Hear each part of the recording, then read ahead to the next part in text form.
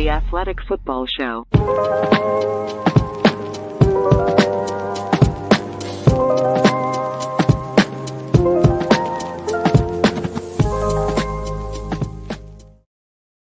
Welcome to the Athletic Football Show. I'm Robert Mays. Joining me tonight is my good friend Nate Tice. Nate, how you doing, buddy?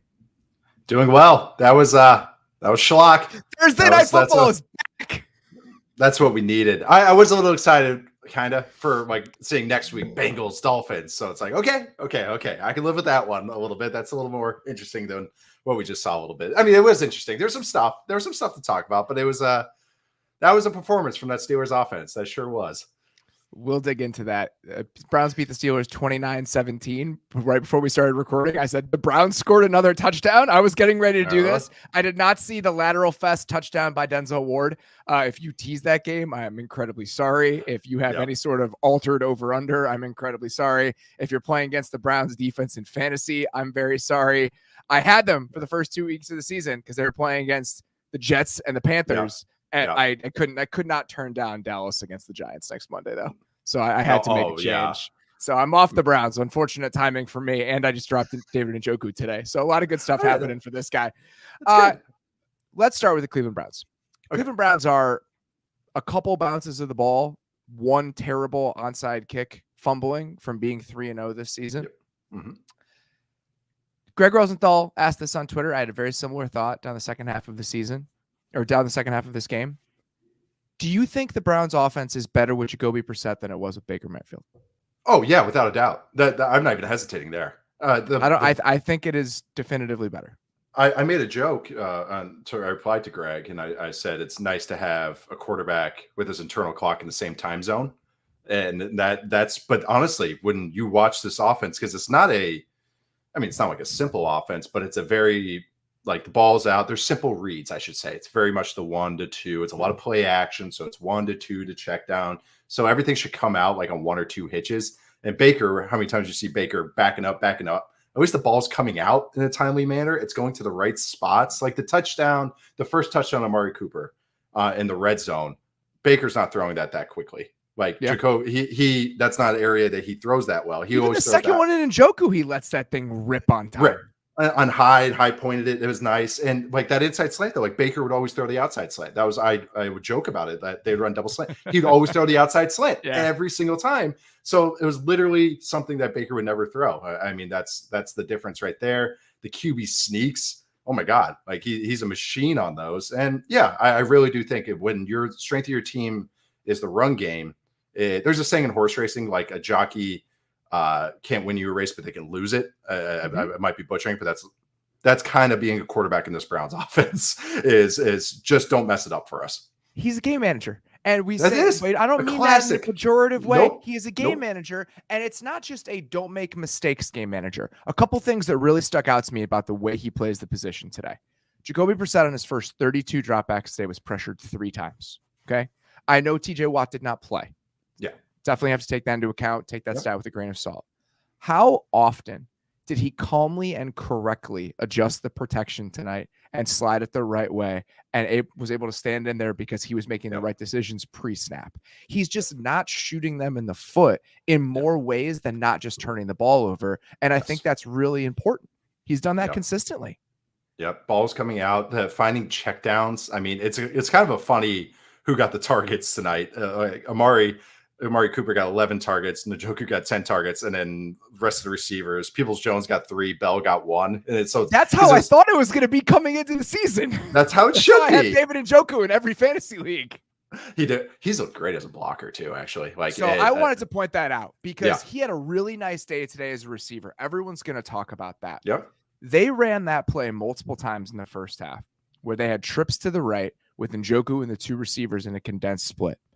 Njoku handles the edge by himself out of that alignment multiple times with Bitonio pulling around, and they get chunk gains out of it multiple times. Coming into this game, no tight end in the league had more run blocking snaps than David Njoku. No one. And it wasn't even close. And we talk about 3 down back. We talk about 3 down backs. A 3 down tight end is very, very valuable. That you don't have to rotate. Oh God, we're run blocking. All right, get Lee Smith in there. like not having to rotate the guys for your personnel. That matters. That really matters. And he's good at it. And they do it in smart ways too. Like in the Panthers game, they run pin pull really well. And I like that you brought up the long guard pull that they do with Bitonio. Is they do like a feign block where he steps in front of the D end and then he goes and cracks the linebacker. They do that a couple times today. Yeah. He's really good at it because they actually have to honor him. The D ends go, oh shoot, this guy can get me. Like, so they actually have to honor it. They're not just like throwing him to the side. So it's great. It's a great usage of personnel. Also the Browns, this was they're the first team to run 7 offensive linemen in the NFL tonight. So just a banner day. Again, pretty on brand for this franchise. Yeah. The David Njoku contract that he signed this summer, I think a lot of people raised an eye, and understandably so, but he's still only 26 years old. He is a willing and able blocker in this offense. He can play every single snap for them. He can do a lot after the catches screens. They do such a great job in their tight end screen game. So this type of night is kind of what I expected from him coming into the season. Maybe not 10 targets and 8 catches for 80 and a touchdown, but I expected him to be a bigger part of their passing game and still a pretty good run blocker. And that's exactly what he is. It's kind of funny because he came into the league as this uber athlete first round pick. And very rarely are those guys effective blockers first and then come into their own as receivers. And that might be the path that David Njoku is on. It's really cool. Hey, that's the philosophy on tight ends. Just draft the big, fast athletes and hope they work out and get Bill Callahan as your offensive line coach and coach him up so he gets in a good run blocking. But no, it's credit to him turning himself into a truly valuable player. Those guys, that is very valuable. And the fact that he's high, like we're talking about the throw, but he's high pointing a touchdown and they're targeting him for a reason because he's a good athlete. He can go, he's got good size and go and get up there. So that's a very valuable player, and he's playing really, really good football right now. The call on 3rd and 1 to throw that ball to Amari Cooper is a hell of a call. Coming out of the quarter, the Steelers should have been like alarm bells like ringing every time you come a stoppage of play, a 2-minute warning, a timeout, quarter. Like you should know maybe a shot play is coming. But awesome call. There's other guys that would get puckered up there, and nope, Stefanski, they went for it. I love that. I love going for the throat there. As your Brissett there, it's got to be terrifying. It's like, oh God, he's wide open. It's a one-man route. It's a one-man route. And Minka bites hard on the run fake. This is the 3rd and 1 coming out of the quarter that they lined up in a super heavy personnel package and they threw it deep to Amari Cooper. Amari does a great job of setting that up, by the way. He takes one step to the corner and then all the way across the field. There's nothing but space. And if you're Jacoby, it's all I have to do is not chuck this 5 feet over his head. Yes. And in that moment, it's got to be, as a quarterback, I can't imagine that feeling where it's like, there's all I have to do is not screw this up. And he did. So good job for him. The hardest throws are the wide open ones. They really are. Cause you're like, don't baby it. Don't throw it too far. And then usually you underthrow it. Like, that's why so many times it's like, we call them anchor balls where the guy's running and the guy's like the anchor's dragging him back. Like, but you're like, just don't overthrow it. Don't screw this up. It's kind of funny too with Amari being in almost like a traditional offense. He actually looks, this is like the best. He's like kind of like looked because he looks really good. He gets to do real receiver things and not, I think maybe sometimes the misconception with him was that he's like, because he's so quick off the line, but really he's best going vertical. And in this offense, got a lot of juice to him. Yep. Way more than you would have thought based on how he was using Dallas. There were a couple years where they were using him on some more vertical routes. When he first got there, kind of stepped into that role. Yep. And he's kind of stepped out of it. And I think when he can stride it out, he is a really impressive athlete. Yes. When I was at training camp and you're around him and you forget, like, this guy was drafted in the top 5. Like, he is much bigger and faster than you might expect from a guy who is kind of a Z receiver. He played off the line of scrimmage with the Cowboys. He's profiled as that sort of quickness, route running type player, but he's more physically impressive than that. And seeing him in this role, I actually think it makes a lot of sense. Yeah. I wanted to ask you both touchdowns. Was curious about how the Steelers matched those. Yeah. The first touchdown to Cooper. First one was weird. They were in 11 personnel, and the Steelers matched it with base defense. Yep. That one was weird. So I'm curious, Stefanski, when they showed him on the broadcast, and you saw him like in the process of bringing the play in, and he kind of like smiled right at the end, right before they cut away from him. And I'm wondering if he saw that they were out in base, and he's like, well, that's it. We got it.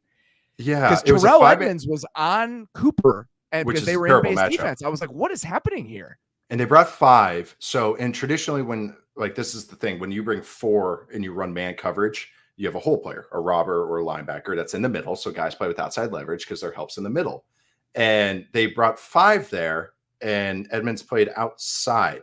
So it was very weird for me. It was like, so are they expecting Minka Fitzpatrick just to be a monster back, which he is? Be in 5 different places at the same time. Yeah, like that's what are they like? Was that? It was weird. Maybe they caught him. The Browns went tempo a ton this game. I noticed like they were really hurrying to the line. Of him being a game manager, of being able to control the flow of the game. I think that's a great thing to point out. They never went out of sorts like that. That's real. Yeah, being a game manager. I know we're not using that. We're using that as a compliment. Like he is a competent quarterback. Like he can handle this. There's a reason Belichick drafted him because he interviews really well. I actually hosted Jacoby at Wisconsin. He did not commit. I hosted him and Nick O'Leary.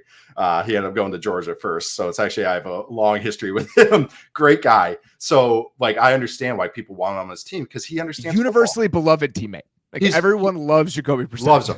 So he, like, this is an anecdote. I know we're talking about this game, but I was with the Falcons. I was scouting. I was at NC State's pro day. He threw. And he's, other people are talking to him. I'm just off to the side taking my notes. And then I was like, hey, Jacoby, I wanted it. And I didn't even get my words out. And he goes, he didn't remember my name, but he goes, Wisconsin.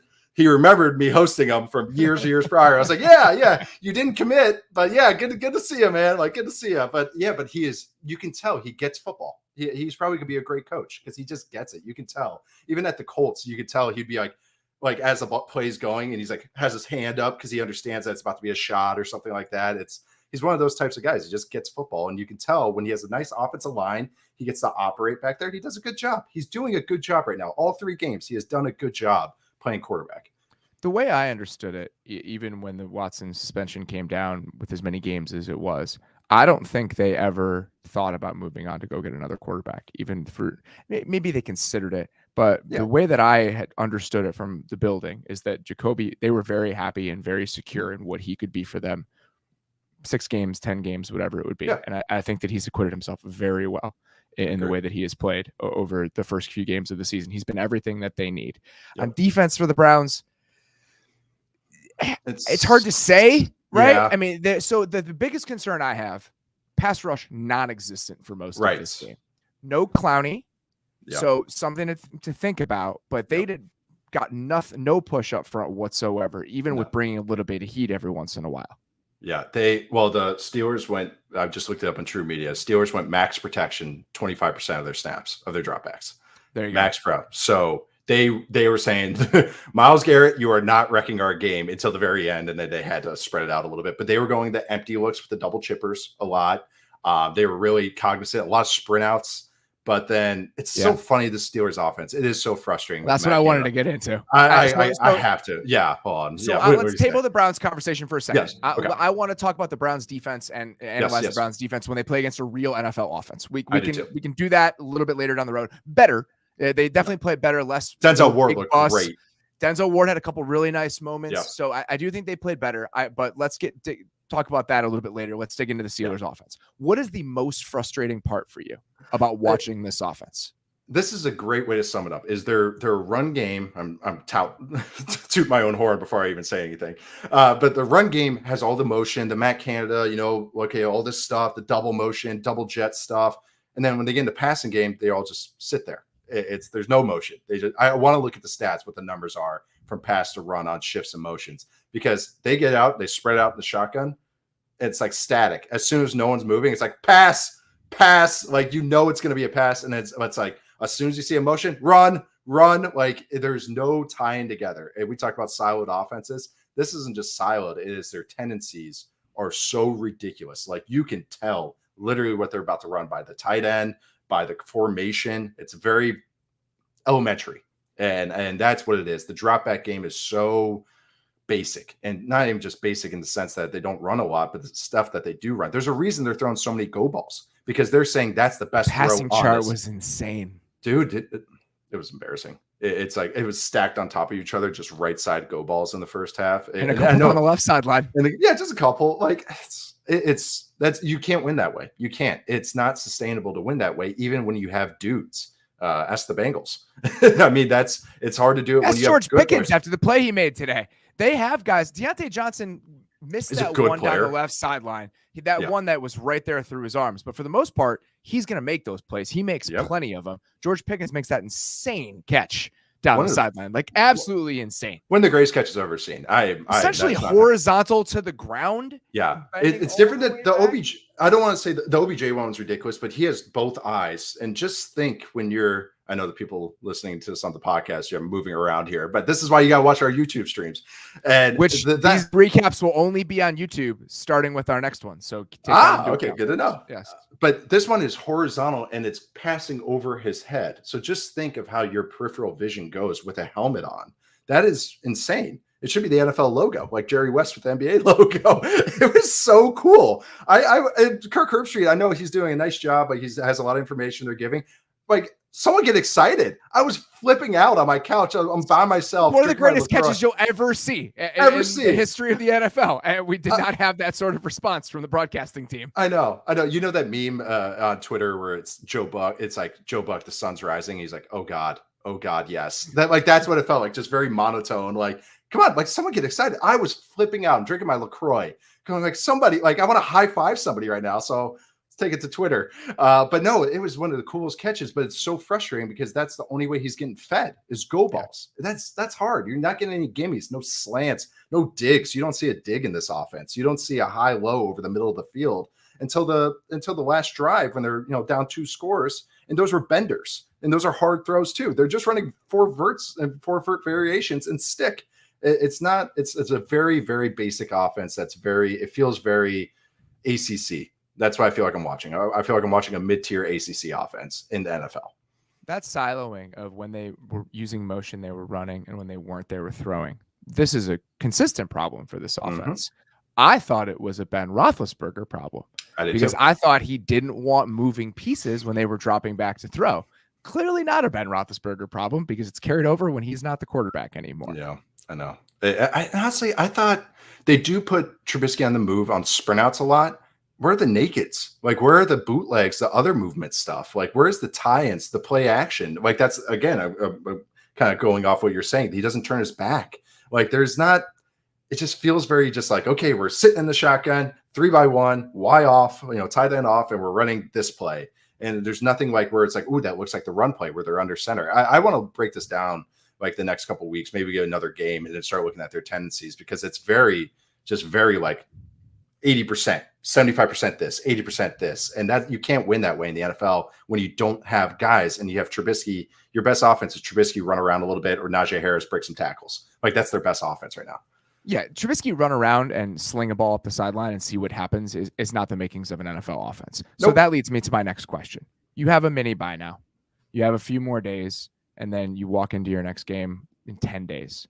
Is this the time? Is it time for Kenny Pickett to play? And what are the reasons that he shouldn't be playing at this point?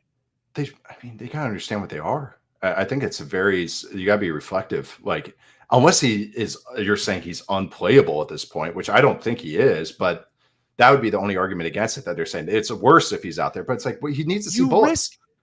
My understanding as far as why he would not play at the beginning is that this is a veteran locker room and there is a standard culturally within the organization. Especially that defense. Try to win. Okay. We are trying to win every single game. The best players are going to be out there. Did you see the body language on the sideline with the receivers today? Did you hear George Pickens this week talking about how he's open 99% of the time? The culture's going out the window, Mike. No, You're not keeping anything intact by trotting this guy out there. You're running out of reasons to not play the guy you drafted in the first round. Even if it's marginal, I still feel like the building and the veterans and the guys in there are probably going to understand the kid was drafted in the first round. He should play.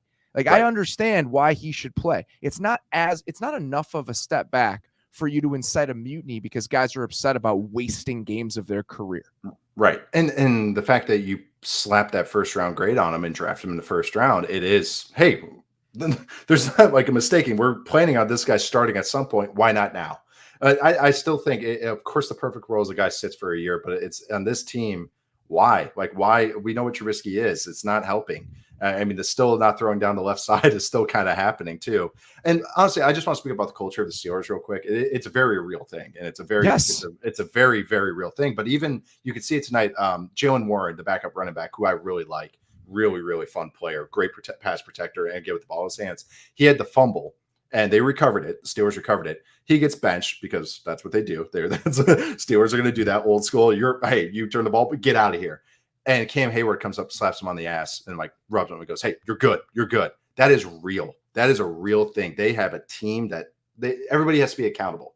And so that's where I see the hesitancy to play a young quarterback. But dude, let him get in there. Just let him get his feet wet, especially like you said, when you have the half bye that they have this week. Yeah, I just don't see any more reasons why he's not the better option. You understand the long-term plan. And again, if it's not enough of a step back, that you're going to have guys kind of looking out the side, giving you the side eye because they really were going to put this guy in. Like, we don't want to win fourth rounder. Yeah, it's not No. Ian Book last year, for the Saints. It's a dude you drafted at 20 or 21 or whatever it was. But that's, and I think it's really important to understand that you said it's ideally a guy would sit for a year. Who are the last two guys that were first round picks that sat for a year? Mahomes. Yep. And then was it Palmer? Well, Trey Lance sat all of last season. Oh, Trey Lance. Yeah. Okay. Yeah. So yeah. two guys who were first round picks that sat for an entire season. Those were top 5 offenses when those guys sat. I'm pretty sure the 2017 Chiefs finished 10th fourth in offensive DVOA. And had won the division the previous X amount of years, or they're a legit 10-win team. Fourth.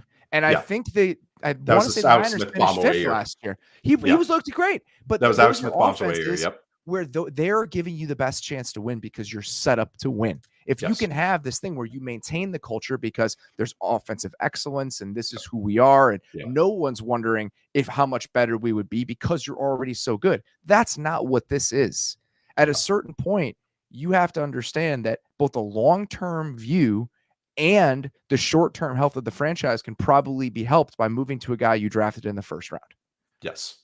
I totally agree. And they have to know. You have to have some self-awareness with your team. I know you have some standard, but everything it changes. It changes from year to year. This is not the Steelers offense from 4-ish years ago, or even 5-6 years ago. This offense has been kind of, don't you want a little spark? And even though when before free agency happened and everybody was hyping up how Trubisky's going to make like $20 million and stuff, remember that week that happened where people were tripping over themselves about how much money Trubisky's going to get paid, and he got a 1-year deal for single digits. He's a backup. He's got a backup contract because he's a backup quarterback. Correct. And that's okay. It's okay to be a backup quarterback. Yep. But when you draft a guy in the first round, and this is the situation that you're staring at, I think that it behooves you to give that guy a chance, especially when you have this built-in mini bye 3 weeks into the season and everyone can see what's happening. And this defense is always going to keep them in games. That's also another argument too, is that they're not going to have a lot of games where it's like, oh my God, we're the whole second half, we got to chuck it. They're always going to be in games. I really do think that. I'm worried about what it looks like without Watt. I'm just a little bit. Highsmith stepping up. Highsmith's a nice player, but that's it. Highsmith, it's not like Highsmith's coming off the bench. Highsmith is a starter. Yeah. The other rotating cast of guys they have on that other edge, it's not very good. TJ Watt brings this whole thing together, and they really miss him when he's not out there. I still think they'll be competent enough. Cam Sutton is a nice player. He had some nice moments again today. Like they get the most out of their guys on that side of the ball. I really believe that. But I still think that it's so tough without Watt for the defense to carry you for stretches. The defense can't carry them for stretches with him on the bench. They can only tread water and sustain. And this was interesting too, is that Micah Fitzpatrick's been playing amazing the last 2 weeks. This is the worst kind of game script for a guy like him to affect the game. He's a guy that destroys quarterbacks throwing the ball 30 to 40 times and gets in the way. He's not a guy because how they use him. He's basically a perma robber. Like they want him just playing like reading eyes and doing what he does, or playing cover 2 and going rogue. Going rogue in a good way. And this is the worst type of game script for him. Up until this game, by the way, the Steelers did not play a snap of base defense until this game, this entire season. They were all nickel and dime the entire year until this game. And then now they have to get out in weird situations. It's so and now strange. So strange, right? It was kind of like they galaxy brained themselves a little bit, I think. I really do think that. And that's the thing. When you have a unique Browns offense like this that can win with a dominant offensive line and just fresh back, Kareem Hunt, Chubb, it's when those backs are hitting the hole hard, it takes you out of your element. And if your element's going to put a bunch of DBs on the field, that's kind of frustrating. But that's the advantage the Browns had in this game too. Note from our producer, one thing to take into account while we're thinking about Kenny Pickett, whether he should start. After the Jets next week, the Steelers are at Buffalo and then home for Tampa Bay. Okay, let's wait. So there's a chance that Mike Tomlin's looking at that slate and saying, we'll feed Mitch to the Bills and the Bucks, and then maybe Kenny will get his chance after that. What's the Trubisky Bills wick scale? Is that half a wick? Is that the John Wick half? Negative wicks. He got his chance to be a starter because of the reclamation project that happened in Buffalo where he didn't do anything. Like, quote unquote, like coming in as the JV quarterback at the end of the games and blowouts. He had a great rejuvenation project there. I have no issues with Mitchell Trubisky. I think that there are a lot of guys who make a great living. Week 7 at Miami, week 8 at Philly is what they have after that. Oh my God. When's a lot of guys. That's why I'm not looking at the schedule. Yeah, I'm not either.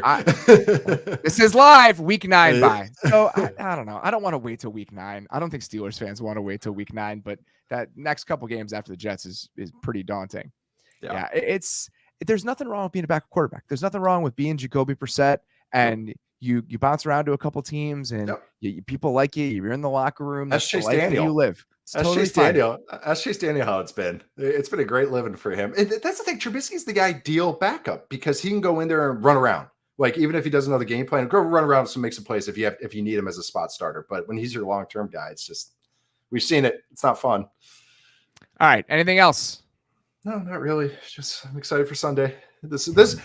I actually enjoyed this game more than I thought I would. The Browns run game is legit fun to watch. And I mean Browns offense I'm enjoying watching just because I really sincerely. like him having his finger on the button. I just think that he's done a really nice job with it. I do too. No, Jacoby Brissett, and we keep calling him a game manager. We are saying this so much as a compliment because he is playing good football. He's playing winning football. He really is as a quarterback, and that's fine. And now the defense, has to do their part. It's the Browns are hanging in there. They really are. It's an interesting team. It's a team more interesting than you maybe thought maybe a couple weeks ago. Yeah, if they hadn't made a Faustian bargain the way that they did trading for the quarterback that they traded for, I would feel really good about what they've done over the first few weeks. I was swerving lanes, getting around it right there. So I'm doing what I can here. But no, props to Jacoby Brissett for winning another game and this Browns team. So Thursday Night Football, nothing like it. All right. That's all we got, guys. Really appreciate it. This will obviously be available as a podcast very, very soon here. If you have not listened to our week 3 preview, which is an hour and 45 minutes long, sorry about that. First time we tried out that format with the two of us starting it and then Deontay coming in. We will tighten those shows up later on, but there is a lot to dig into with our week 3 preview. We talked about Bills Dolphins. We talked about Bucks Packers. We talked about the Gremlin Phil Jags defense going against the Chargers. We talked about the Chiefs defense against the Colts. Asked if the Eagles are definitively the best team in the NFC. We trotted out some takes. We're wading into them. We're going to start doing that on every Thursday show or most Thursday shows. So please go check that out if you have not. Also, please subscribe to this YouTube channel. I alluded to it a little bit earlier. These game recaps that we're doing, we're going to stop releasing them as podcasts. Is going to be YouTube only. They're going to be YouTube exclusive. So if you want to watch these, if you want to hear these, you're going to have to start watching the YouTube channel. If you want to subscribe to that, the description of this podcast, the link is in there. Please subscribe. We have this. We have our Sunday recaps. We have the Monday hangover. I'm pointing down. The Monday hangover. A lot of stuff on YouTube. Nate's X's and O's series, Wind the Clock. So please go subscribe if you have not. Subscribe to the podcast if you are not, and subscribe to The Athletic, theathletic.com/football show. Football GM will come out on Friday afternoon. A lot of stuff to remember. Football GM will come out Friday afternoon with Randy Mueller and Mike Sando. So highly encourage you guys to listen to that. And then we will be back on Sunday nights. In the meantime, appreciate you guys listening. Enjoy your weekend. We'll talk to you soon.